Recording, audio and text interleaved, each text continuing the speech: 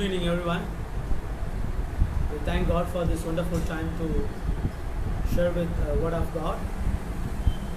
So, as we continually studying the book of Ruth, last time we have meditated upon Ruth chapter 1 from verses 1 to 7.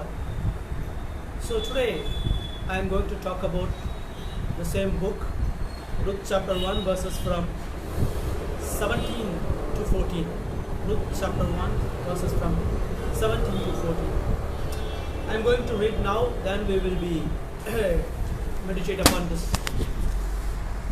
And we will be meditate upon this verse. So she departed from the place where she was, and her two daughters-in-law with her. And they went on the way to return to the land of Judah. And Naomi said to her two daughters-in-law, "Go, return each of you to her mother's house. May the Lord deal kindly with you as you have dealt with the dead and with me. May the Lord grant that you may find rest each in the house of her husband." Then she kissed them, and they lifted up their voices and wept. So the book of Ruth is a great clear picture of the order of salvation. It gives clear understanding about how the sinner can have the fellowship with God, how the sinner's sin can be forgiven. So all the 66 books of the Bible is mentioned and glorified the Lord Jesus Christ, who is crucified in our sins. So last time, the first 7 verses talks about the depravity of man. We have seen the life of Elimelech and his 2 sons. They rebel against God's word, they rebel against the commandment of God. They went to live Moab. And then the Elimelech's sons got married from the Moabite woman. That is also forbidden from the Old Testament. So they very clearly stand against the word and word of God. Because of that, they destroyed their families. We had seen the 3 widows are living in the one home, Naomi and the 2 daughters-in-law.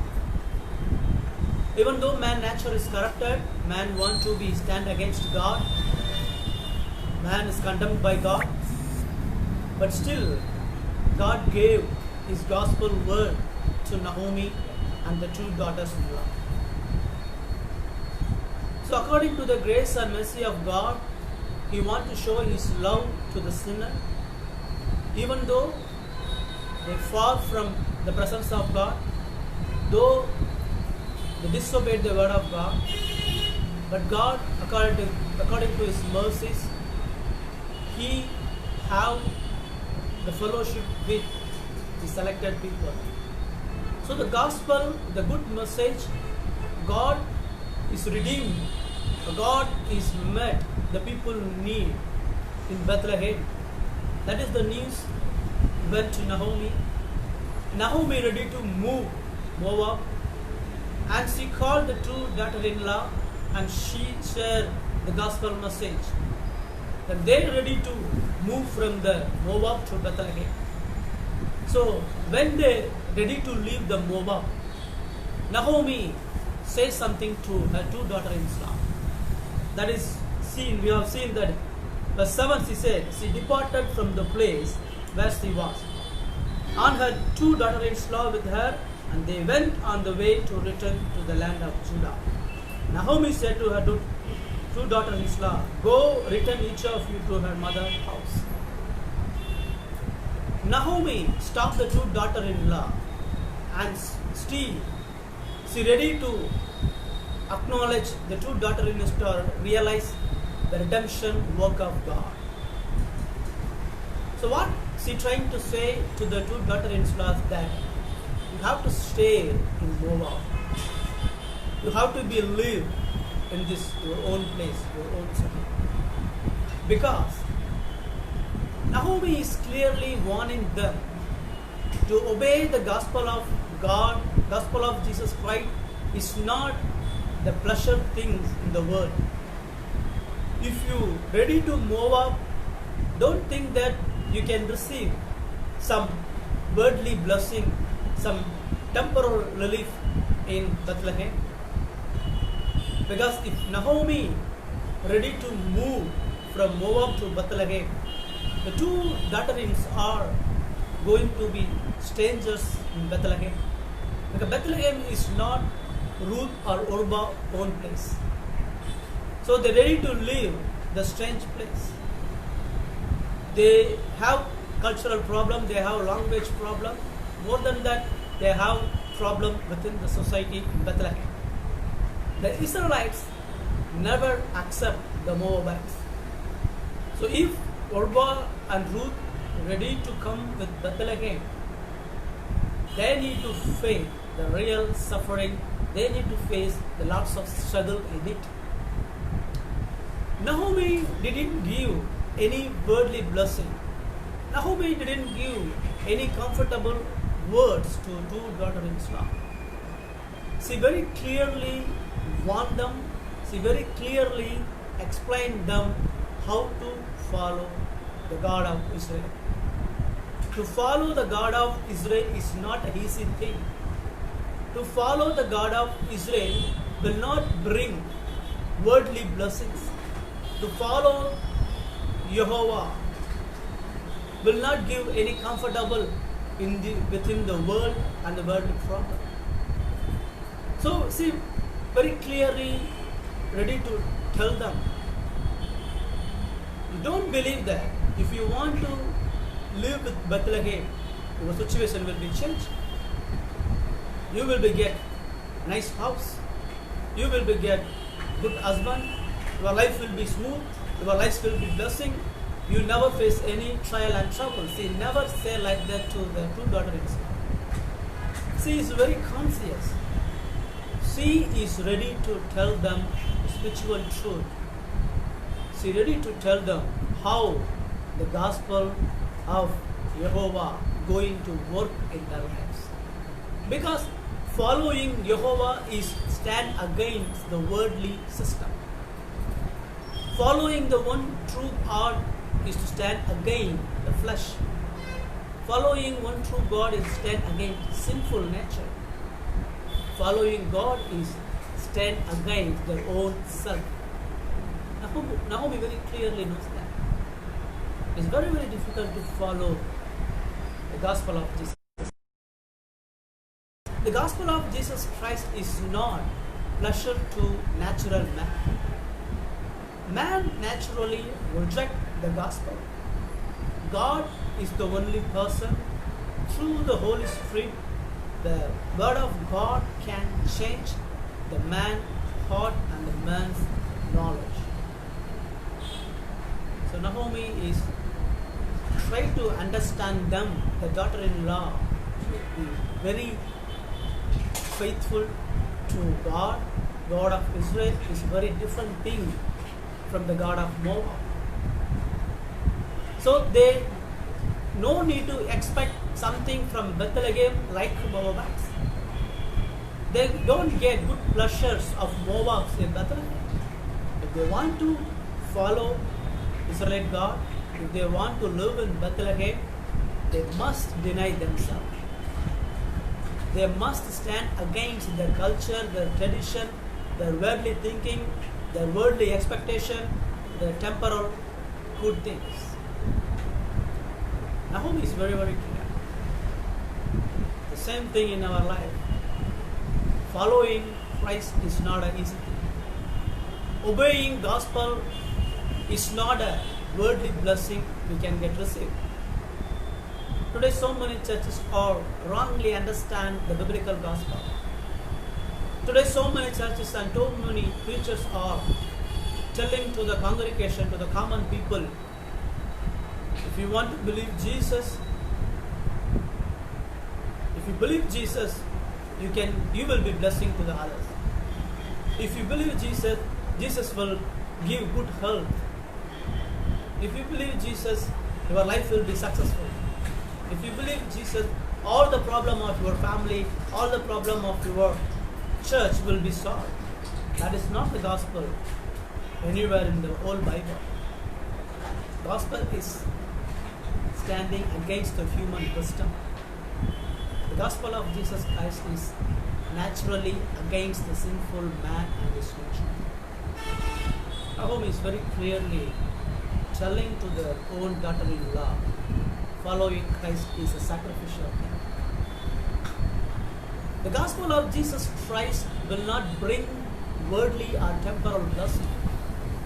Gospel is not receiving something from God for the benefit of the world, to live a good life, to live a sophisticated life.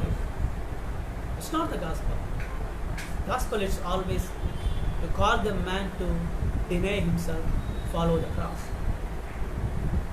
Jesus is very clearly says in the gospel, if you want to follow me, deny yourselves and take up the cross and follow me. That is the true gospel. The cross of Christ is ask man to sacrifice himself to believe the Lord and Savior of Jesus Christ, who is crucified in our sins. So Urba could not understand, could not believe, could not follow the Naomi path. Ruth is the only person follow Naomi in the whole Moab.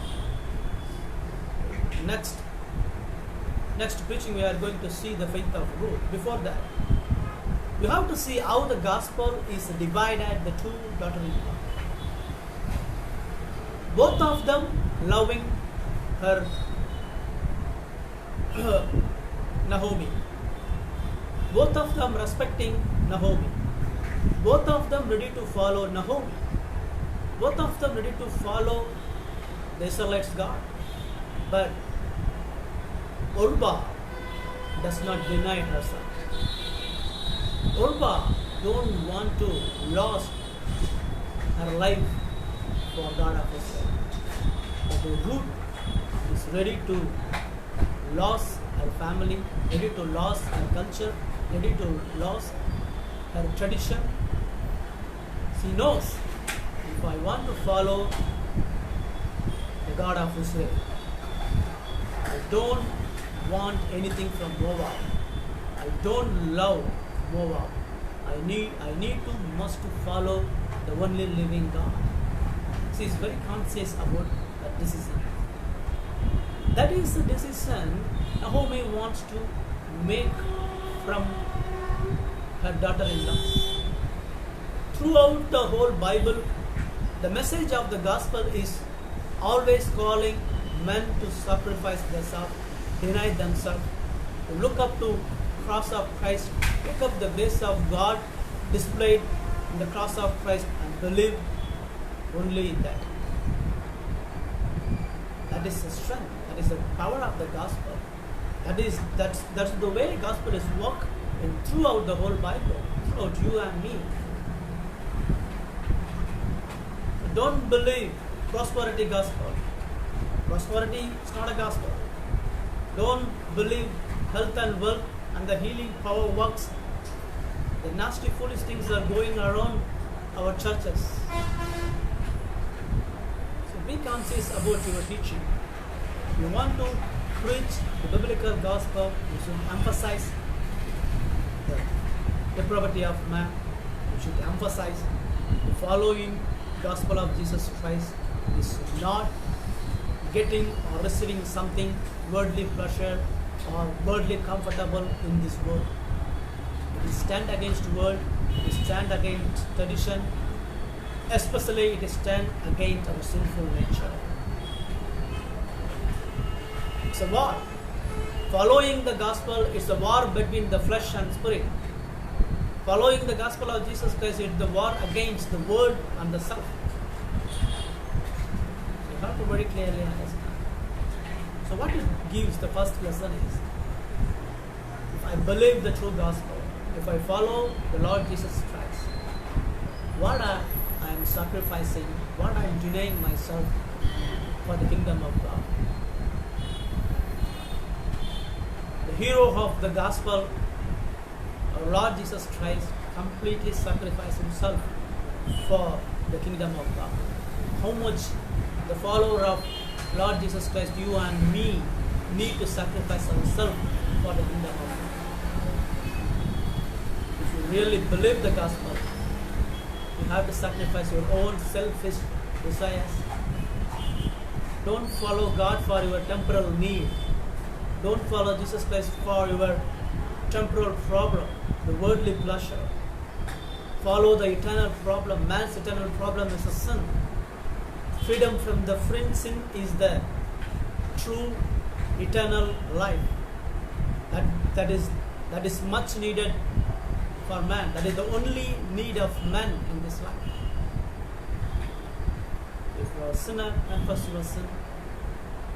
The gospel is about only Christ and His cross, forgiveness of sin. Nothing more than that. We need every day the forgiveness of sin. Even though we are saved by the grace of God, every day, every second, lots of sins are going from ourselves. Our thoughts, our speech, our action is always stand against God. We must confess.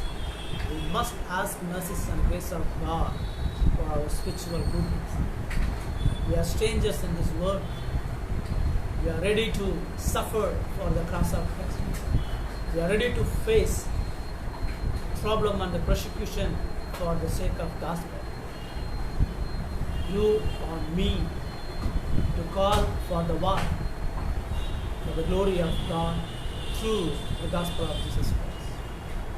So believe the word of God, confess your sin, have a good fellowship with Christ, read the scriptures, see how the gospel is worked in the whole book. May the Lord bless these verses. So coming days we will continually meditate upon the book of Ruth. So now we will pray now. Heavenly gracious Father, thank you for this wonderful time. Thank you for your word. Thank you for the word displayed from the Ruth, the glory of gospel. We just meditate upon that. The gospel of Jesus Christ is very, very glorious. It talks about the eternal life. It is not about worldly pleasure or temporal relief. It is not comfortable word, sophisticated life in this world. The gospel of Jesus Christ is about the eternal life, eternal word. It is the forgiveness of sin.